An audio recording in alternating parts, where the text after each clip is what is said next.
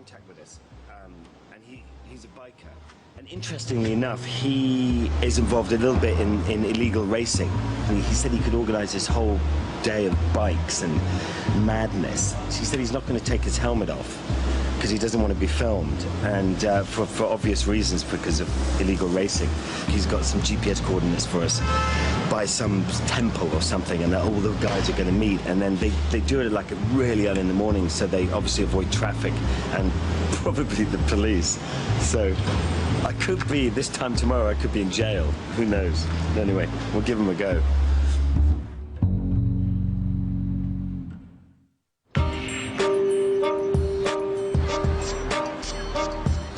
Not quite sure who this sort of M13 guy might be. Who are these guys that we were going to go meet, and were they going to be nice? And all those questions were sort of buzzing around your head. He's not around, so we'll have to see. Proper raiders here. And they've got their leathers, all their knee pads are all scraped out. You know, so they've obviously done lots of track days.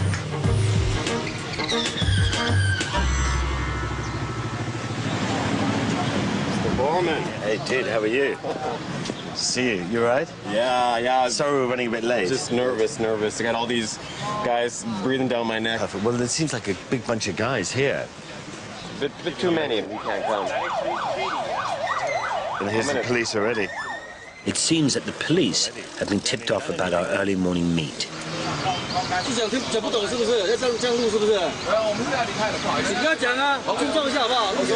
think he likes the bikers here. No, we have to go. Just walk away. Just walk away.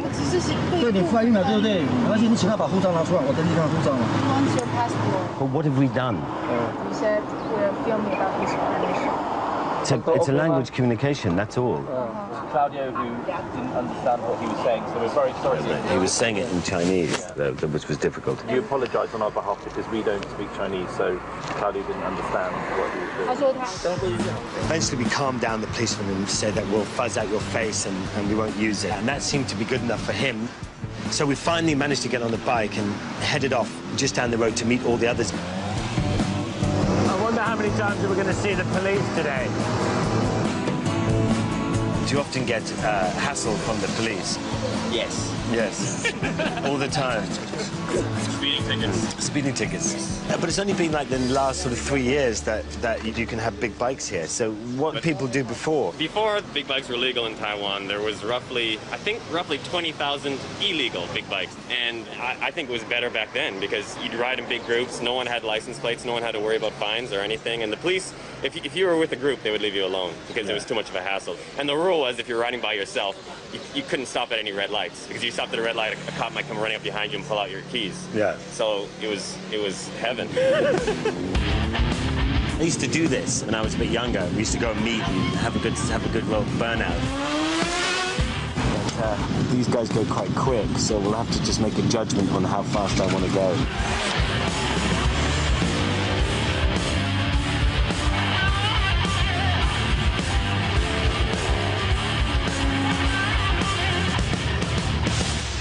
We go 200 meters around this corner, down this hill, and there's one of the guys sprawled out on the road.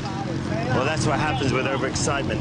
That's the sad part of the whole thing there, really. He was very winded and obviously in a lot of pain and hurt himself. Where's the bike? If you look up ahead, there's a bike on the left-hand side with its lights on. Behind that bike is his motorcycle. See, sometimes what happens when you have a crash on the bike, it'll just fly, especially if you're going fast. Hit in here. But he's so far away. You'll see the whole crash. Yeah. And basically what had happened was someone had clipped him from behind.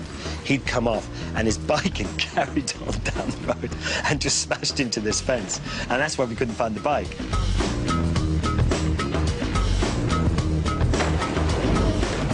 Is he okay? He says he feels terrible, but it could be shocked. It doesn't seem like anything's broken. Oh, but he's having a cigarette, so he's all right. Yeah. Oh. Right. Then that's when the police turned up again. Another police car turned up. So that was the end of that.